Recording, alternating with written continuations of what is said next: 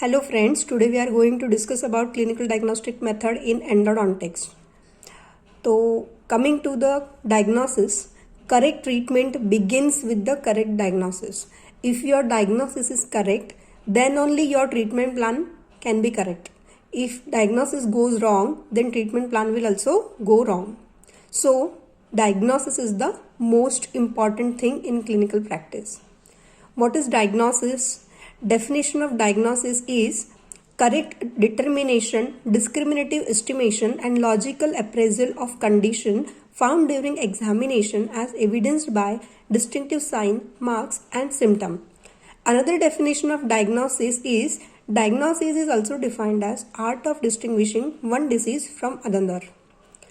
Coming to the case history is defined as data concerning an individual and his or her family and environment, including the individual medical history, and that may be useful in analyzing and diagnosing his or her case for individual purposes.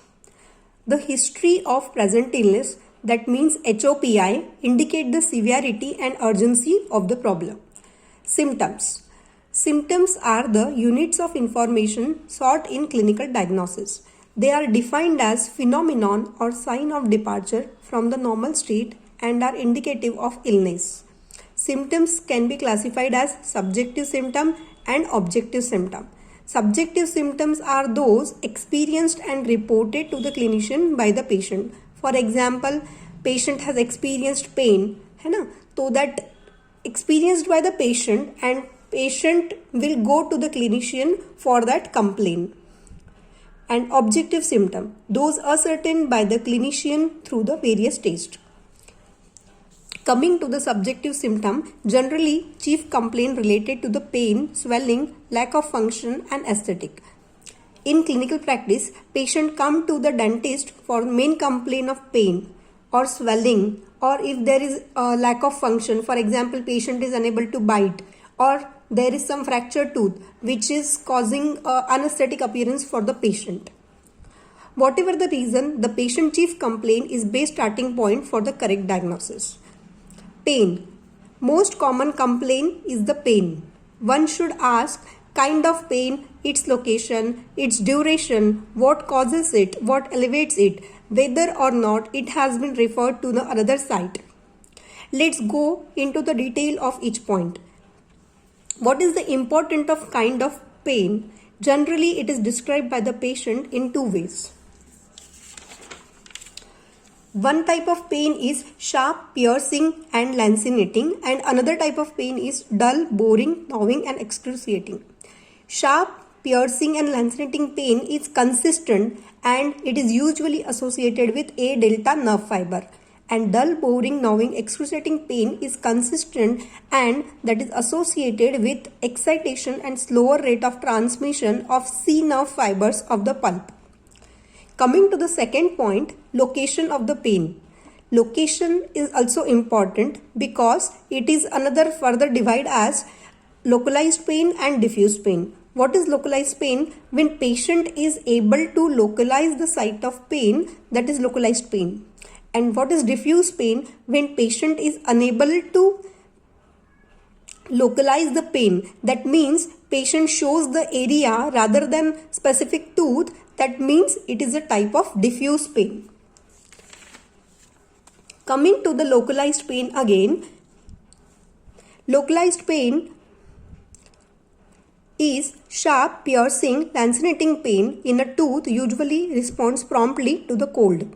And localized pain is easy to localize. Symptoms from such teeth are rarely referred to the another sites.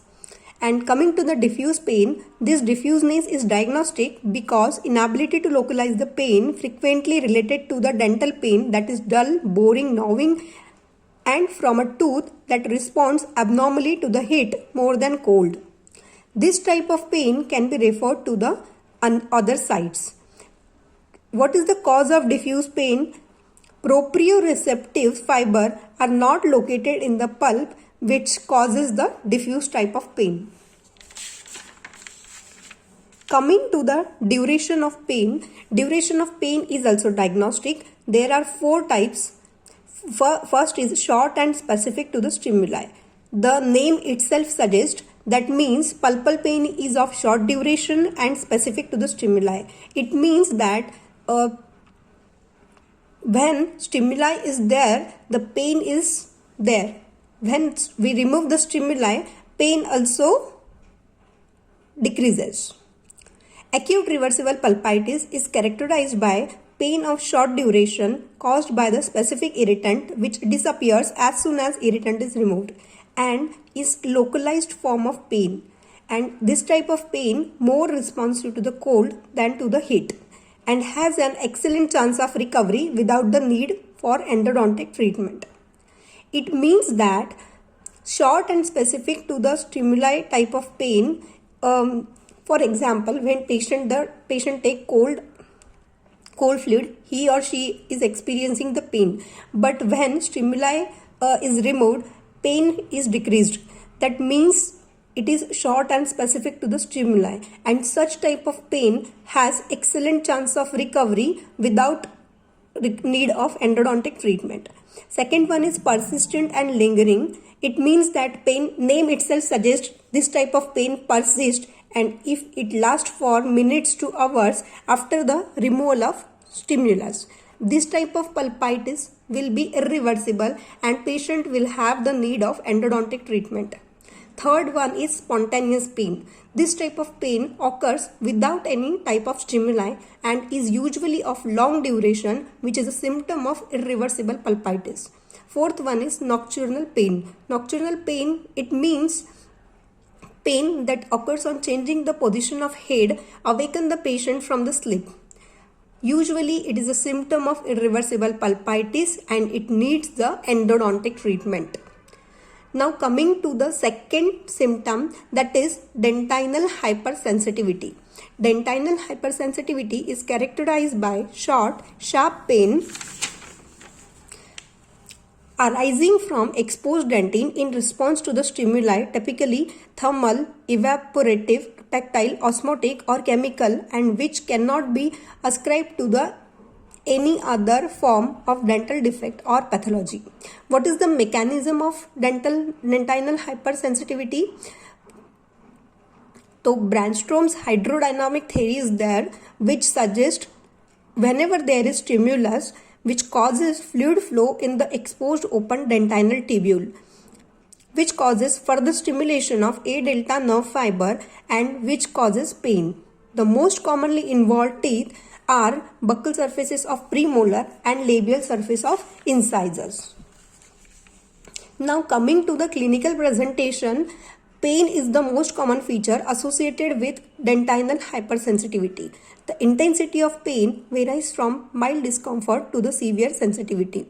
Pain is typically rapid in onset, sharp in character and short in duration. External stimuli which causes the hypersensitivity, for example, if patient is taking hot or cold fluid, then patient is having hypersensitivity, or if there is cold blast of air, then also patient can experience sensitivity on taking sweet food, on taking citrus fruits like for example avla, for example lemon, for example some acidic beverages, and sometimes it also causes because of toothbrush. Wrong brushing by the patient also causes the dentinal hypersensitivity. Sometimes during the clinical examination, we use the dental instrument which also causes the dentinal hypersensitivity. Thank you.